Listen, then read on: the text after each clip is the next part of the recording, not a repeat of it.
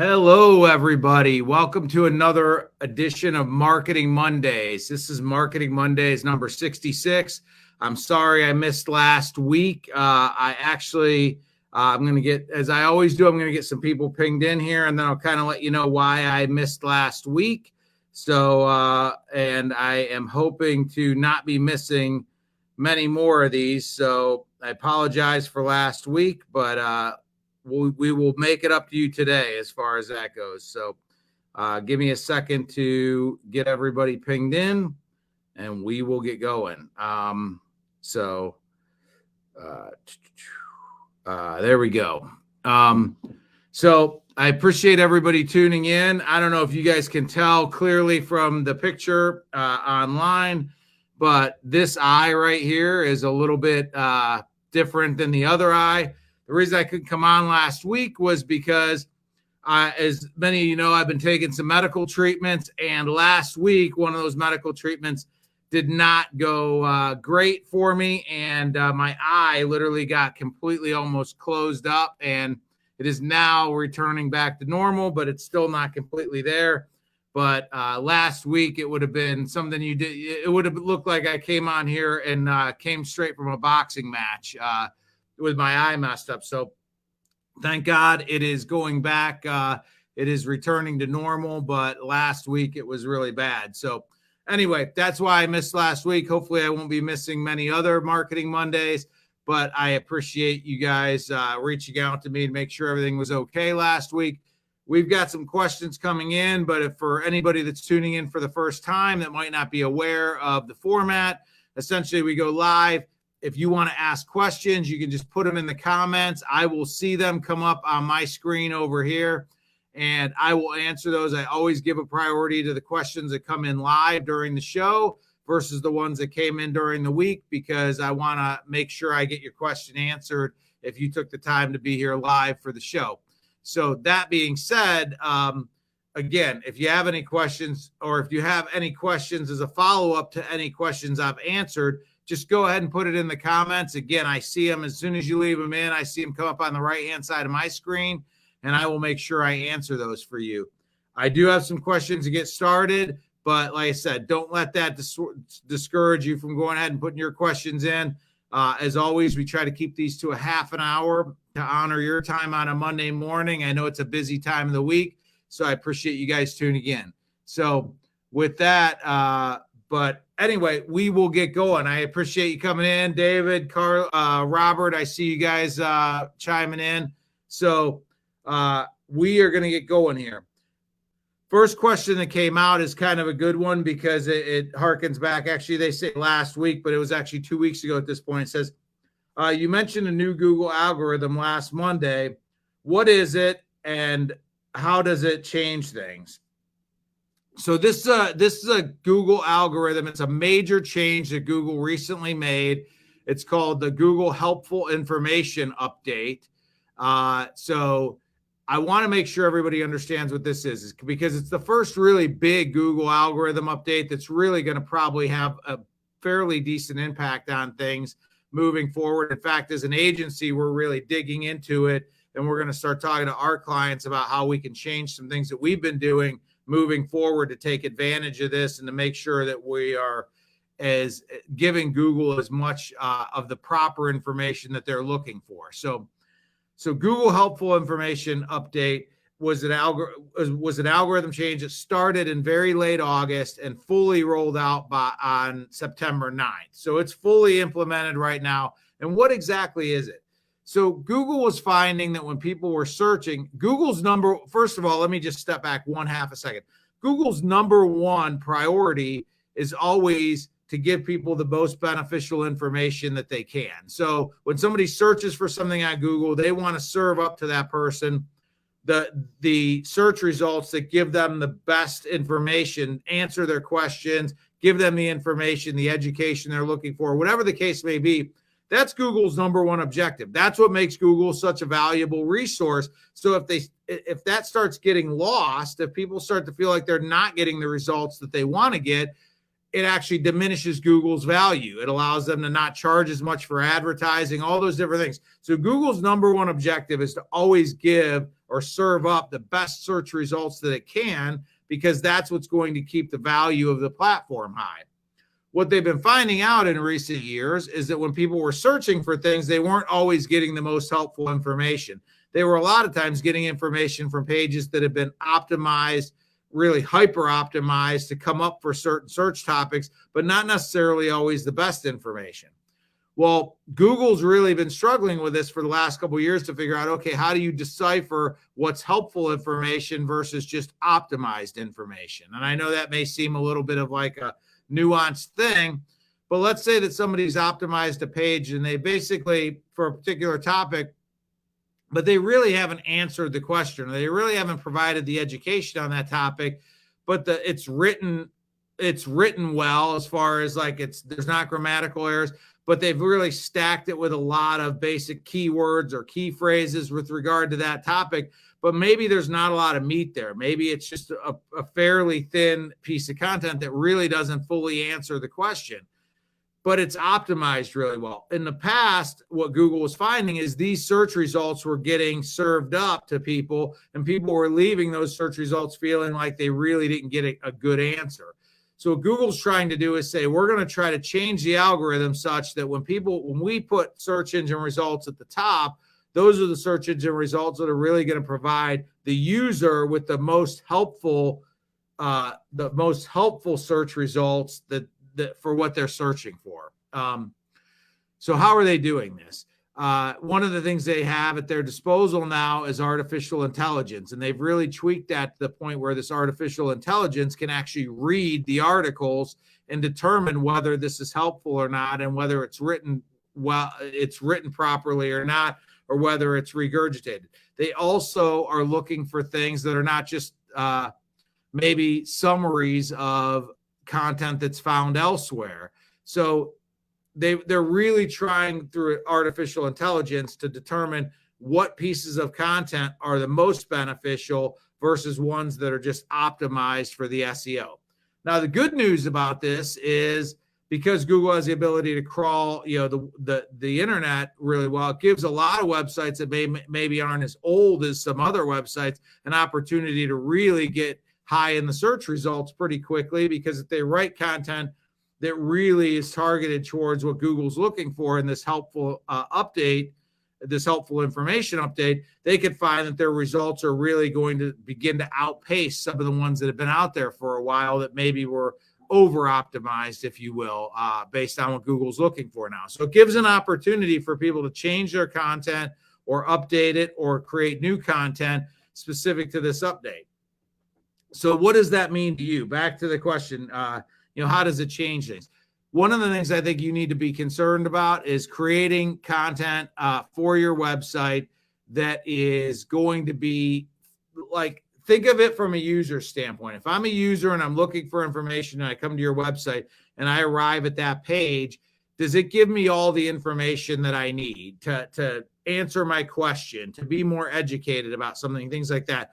Or does it is it just sort of something that's put out there in a what they call thin content, which is not a lot of real meat on the bone, but just something that is designed to be optimized for search results? Google's looking for pages that are going to fully explain the topic or educate people or answer the question, not ones that leave you hanging, let's say. So go back, look at the existing content on your website. If you've created content like that, you may want to consider going back and updating that content and revising it to fill the information out, to complete it. The other thing you want to ask yourself is this content optimized to be unique enough to you? One of the things that we're really going to be working on with some of our clients is starting to create some really unique content for them specifically that's going to answer particular questions and things like that, but do it in a particular way that's very unique to them. So, where these things in the past haven't been necessarily looked at as closely with Google, they're now putting a little bit more of a priority. So again, you could either consider creating new content, or you could consider what I think is maybe a better idea. If you have content that maybe doesn't fit this helpful information update, maybe consider going back and updating content that you've already had that's been on your website for a while, rather than just leaving that and creating new content. Maybe the best idea is to go back and update that content so that it takes advantage of these new algorithm changes. So all that being said, we're still learning about this. I was reading about this just earlier today with regard to the changes that this is going to make and things like that, and trying to plan for our clients internally. So this is not something where I have 100% of the answers yet, and it's just started to roll out. Again, September 9th was when it fully engaged with Google. So we're not even seeing 100% of the results of how this is all working yet. But it's something that anybody that's really looking or working in this field is paying attention to right now, because obviously Google is still a major part of many people's marketing campaigns. So it's important to have that SEO in line and to be giving Google what they really are looking for with regard to this new algorithm update. So again, Google helpful information update. You could actually go ahead and Google that, and you'll probably find a ton of different results. I would actually go to the actual Google result talking about the update and see what they have to say about it. And I think you're going to find that it's something you're going to want to make some changes or actually be conscious of with regard to your website, because I think it's one of the updates I think has got the potential to make some significant changes going forward. Some of these updates are really small tweaks. This one's a fairly significant one that I think you want to be aware of. Actually, Tim asks a question right here. Do you know the best button we could use for TintWiz lead form for the URL? I've been running ads, but I don't see a good button to use. It depends on the options for buttons on a Facebook ad, Tim, depend on what your objective when you started the ad was. Is it a traffic ad? Is it an engagement ad? Is it an awareness ad? Things of that nature. So, those buttons have everything from learn more to get a quote to buy now or shop now, or a lot of different things. And obviously the button you want to choose is going to be dependent upon, what the ad is or what the post is about. If you're trying to drive people to get a free quote, obviously get a quote would be an appropriate button, and you would want to drive people to a link that allows them to fill in their information to get a quote.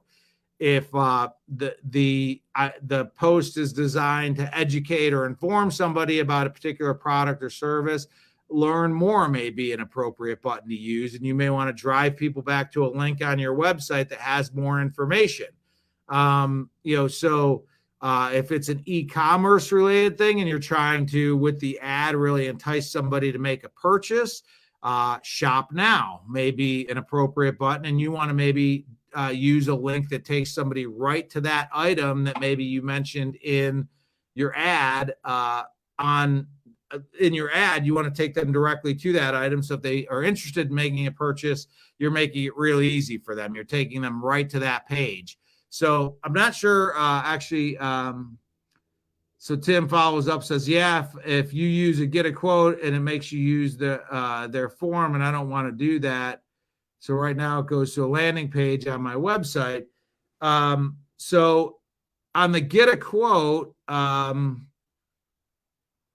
think I'm not, and I'd have to get in there and look. I thought you could actually enter a URL. And if you can enter a URL, you should be able to generate a URL with your CRM, TintWiz, and drive people directly to that.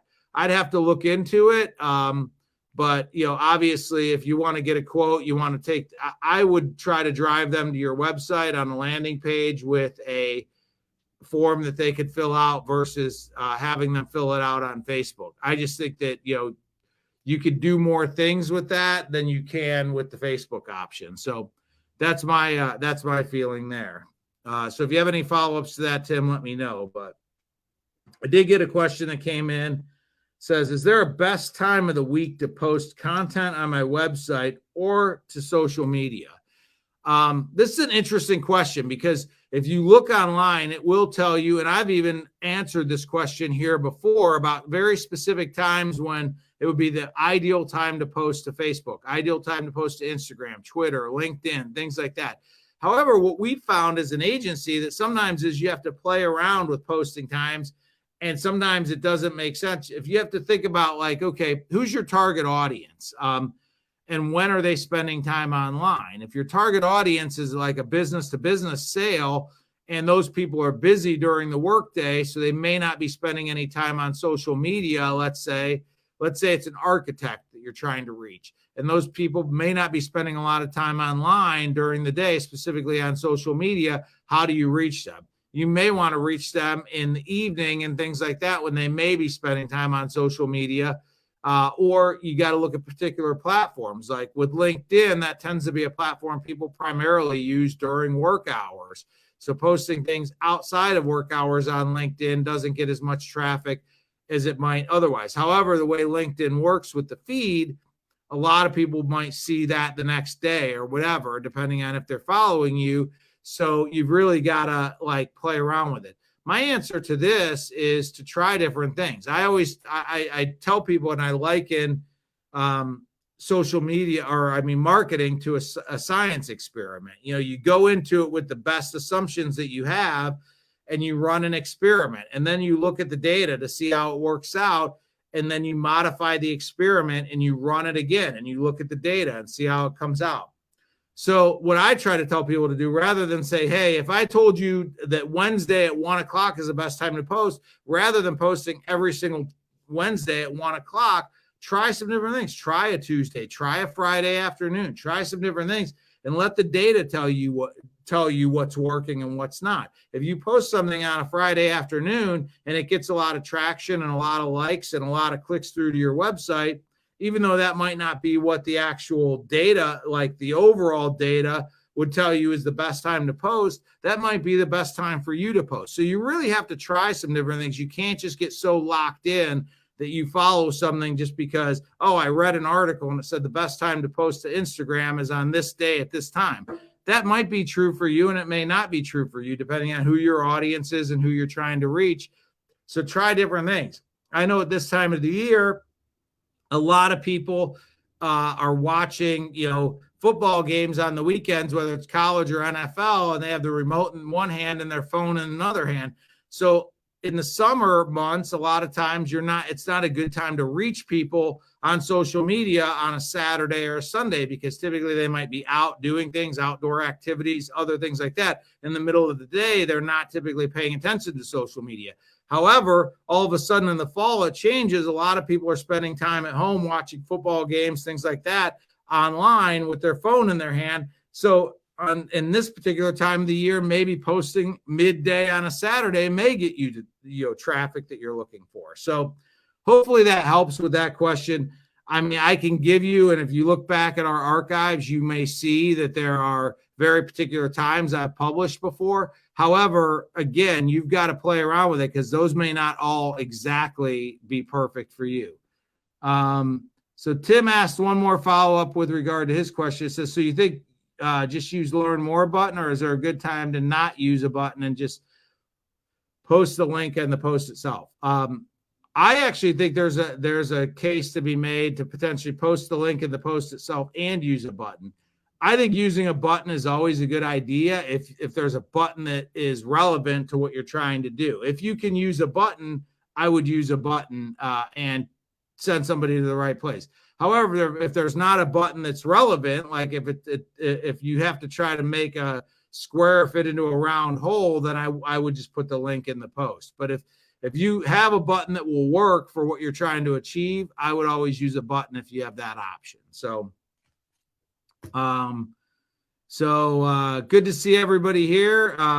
Again, thanks. If you have any questions, like I said, put them in there. If you have any follow-up to these first couple questions I've answered, put them in there. We've got about 10 minutes left. I'm going to continue to power through some of these questions. So the next question is,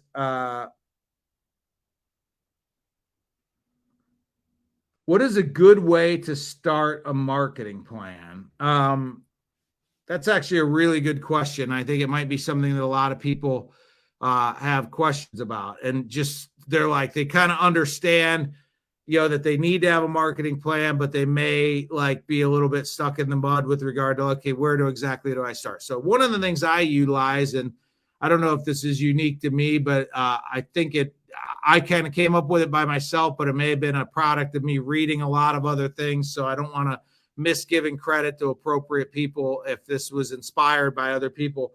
But I like to look at it by what I call the 4 W's of marketing. So marketing plan needs to have 4 W's. And if you are taking notes or anything like that, this might be a good one to take notes on. So if you're thinking about how to start a marketing plan, so there's 4 different W's, and that just stands for the letter that starts. So first thing is who. Who is your target audience? Like, who are you trying to reach? Like, if it's a product or service that you sell, or you're trying to get information across, who is your target audience? So that's the first W. The first thing you need to define is who you're trying to reach. The second thing is where. Where are those people hanging out? And by hanging out, I mean online. Like, where are they paying attention? Where are they hanging out? Are they hanging out on social media? Are they hanging out, or do they do research with regard to search engines, things like that? But where are they hanging out? Where can you get in front of them? So again, try to think about it like, okay, here's my target audience. Here's where they're hanging out, or here's where they're paying attention. Another way we look at it is, where are their eyes? Where, the name of our agency is Eye Magnet Management, and it's all around the idea of find out where people's eyeballs are at, and then put your product in front of them in a way that engages them, magnetizes their eyes towards your product or service. So where are their eyes? Like, outside of your product or service, where are they already paying attention? So there's their first 2 W's.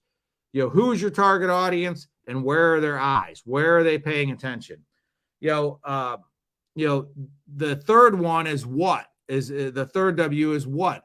What are their pain points? What are the things that they have going on that are either they need a solution for, that they have a pain point? They need a product or service because they're having a difficulty with something in their home. Their home has too much heat or glare, and they're looking for a solution to that. Or what are their pain points? That's obviously just a point of saying, like, why are they looking for anything at all? There's something going on with that particular person that makes the situation not ideal. That would be their pain point. What are they looking for a solution for? That is their pain point. So define what their pain points are. Now, if you've gotten to the point where you're talking who's your target audience, where are they hanging out, and you understand what their pain points are, hopefully the product or service you offer addresses one or more of those pain points. Like, why would they be interested in this? So the last one is why. So you want to tell them, okay, why would your product or service be a solution to the pain point that they have? So there's kind of your 4 W's, like who's my audience, where are they hanging out, what is their problem, or what are their pain points, and why is my product a good solution for them? That kind of takes you through a basic marketing plan. Like, if you think about it that way, that's going to define a lot of things. When you figure out who your audience is, that's going to probably define where you want to spend your money on marketing. Like, again, if your audience is a younger demographic, you don't want to spend your marketing money on LinkedIn. This sort of flows. Once you identify the who, you go into the where. People in the younger demographic aren't spending time on LinkedIn. So it wouldn't be appropriate to spend money on LinkedIn, because that's not where your who is hanging out, let's say. So you sort of have identified who you're trying to reach. You've identified where they've hung out, and that basically defines where you're going to spend your marketing money, where you're going to deploy your marketing your strategy is the where. Like, is it on Google? Is it on social media? Where are you going to deploy your marketing? Then you get down to the what. And it's like, okay, then with your content, the content you're going to generate to put on these platforms, you're going to put on together content that's going to address their pain points. Like, what problems are they having? Address that right up front in the content. Maybe it's a question right at the beginning of the content that engages them with a problem that they're having. So they're like, so somebody asks them, are you having this problem? They're like, yeah, I actually am having that problem. You see this over and over again in marketing campaigns. You've probably noticed this when you're watching commercials and things like that. I mean, a question. So it sort of brings you right to the point. Like, are you having this issue? And then it's a very binary thing. You either are or you're not having that issue. And then the very next thing is you move into why your product could be a potential solution for that. So it really lays out the game plan of putting together a proper marketing plan and where you're going to spend money, what type of content you're going to create, and things like that. So I hope that's helpful. If you think about it as the 4 W's, it's really going to allow you to kind of put a sharper point on what you're trying to accomplish with your marketing and answer some questions. It's a really simple formula. It's not really all that, but I found over the years that if you kind of run your thought through that 4 W's process, it really helps to define what you should be doing and where you should be doing it. So I have another question here. It says, my ad budget runs over every day. Is that normal? I would guess maybe the ad is running good if it goes over, maybe. It's hard to say. First of all, if you set up an ad budget, it sometimes will average out to where it may go over on one day if it's under another day, because they're going to try to spend the money you give them. So say you give them $10 a day over a 10-day period. If you give them $10 a day, they're going to try to spend $100. So say one day they only spent $5. They may go over the next day to not only use the $10 for that day, but the $5 they didn't use the prior day. But if you look at it over a period of time, they shouldn't be spending more than the daily budget that you've defined over, let's say, a week to 10 days. So if your budget's $10 a day over a 10-day period, it shouldn't deviate, majorly from $100, but it may deviate on a daily basis. They may go over $10 on a particular day if they had went under on another day. So, and then it says, maybe the ad's running good. It all depends. I mean, the biggest question I have there is what your targeting is, as far as if you're running your ad and the targeting isn't good, maybe you threw too wide of a net and you haven't targeted it well. Your ad may be consuming money, but it may be not reaching the right people, or maybe it's reaching some of the right people, but you're also exhausting a lot of your ad spend on reaching the wrong people. So just because it's going over budget doesn't necessarily mean that it's working. I mean, obviously the best metric on whether it's working is it achieving the results. If you're trying to drive leads to your company, are you getting the leads? Or if you're trying to drive phone calls to your company, are you getting the phone calls? That's going to be the determinant of whether it's working or not just whether it's using the budget. Because I could create an ad for somebody that will use up all their budget every single day and be completely worthless to them if I haven't set up the targeting properly. So let's see. Since I missed last week, I'm going to go ahead and take one more question here. It's going to take us a little bit over today, but I want to get one more question in because we had missed last week. This question is, it says, my website is getting traffic, but not generating leads. What am I doing wrong?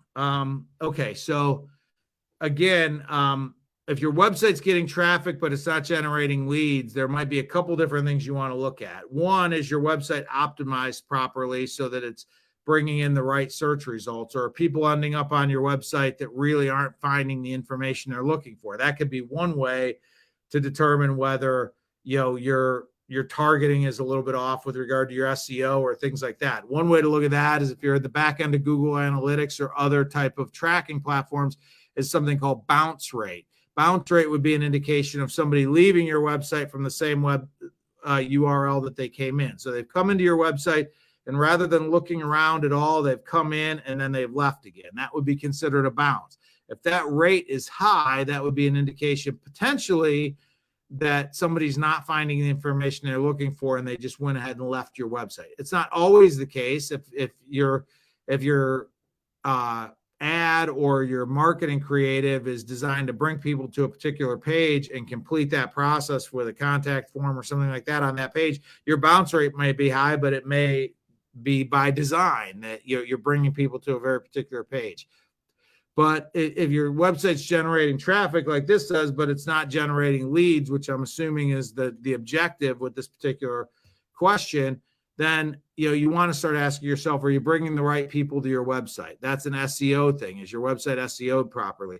Second thing you want to look at is your UX or your user experience on your website. Are you making it hard for people to navigate to how to leave you a lead? I always tell people, make it readily apparent. Like, make it be one click away. At some point in time, somebody decides, I want more information about this, or I want to leave.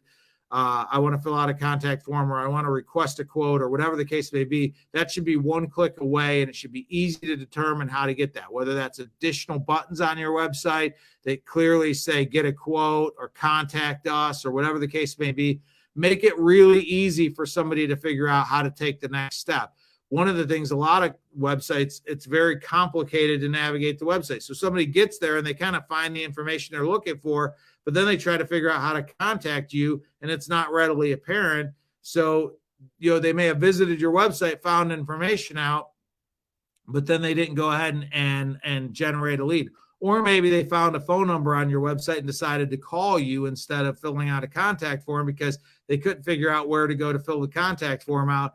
So you may be not attributing that phone call to the fact that your website user experience was not such that instead of it generating a lead, it generated a phone call. So again, if your website's generating traffic but not generating the objective you're trying to reach, which in this case sounds like it's lead forms, then you really have to ask yourself, are you making it easy for somebody to navigate to those lead forms and fill them out? Maybe your lead form is too big. I mean, maybe something as simple as your lead form is, a lot of different questions. I always tell people on step one of when you're engaging with somebody, don't make it so hard for them. Like name, phone number, email address, things like that, preferred way to be contacted. Make it easy for them to click some buttons and to hit the submit button. If you ask them 20 questions on the first engagement, like they want more information, and you're running them through the gamut of name, address, phone number, and making them answer questions, that makes it easier for you because it allows you on your end to sort of categorize the lead and things like that. It makes it easier for you, but it makes it a real pain for the person that's using your website. And they're like, I'm not going to answer 20 questions. Especially if you make those questions required fields, they may just be like, I'm not answering all those questions. So they leave without filling out the contact form. So you really have to ask yourself some of these questions to determine, like, why might somebody be coming to my website but not completing the process or filling out a lead form or things like that. Those are some of the suggestions I may have with regard to that particular question. Obviously, there's nuances and there's details. I'd have to look at that particular person's website to really understand what's going on, but I'm just trying to give you guys some ideas. So with that, we went a little bit over today, but again, with me missing last week, I wanted to give you a little bit extra today. Again, you can still see, like I said, from last week, my eyes a little bit still not right, but it's a whole lot better. Believe me, last week, if I would have tried to do a Marketing Mondays, you would have been not even, this eye would have been mostly closed. It would have looked like I came from a boxing match. But it seems to be heading in the right direction. So, and I feel great. So I wanted to jump on and do a Marketing Mondays today. So I apologize for missing last week. Hopefully we won't miss too many of these. I'll try not to miss any unless it can't be helped. But anyway, with that, I hope you enjoyed the episode today. If you have any questions, reach out to me. Send me an email, Patrick with no K, Patrick at imagnetmgt.com. Is where you can send me questions. I'll make sure I get them through for the following week if we didn't get to them during the week. It's always easiest, though, if you just tune in and put your question in the comments. I always will break free and try to get to those right during the episode. So with that, have a great Monday. Have a great rest of your week. Thank you for tuning in. I'm glad that these are beneficial for some of you, and I really appreciate all the support. Take care. I wish you the best. Bye.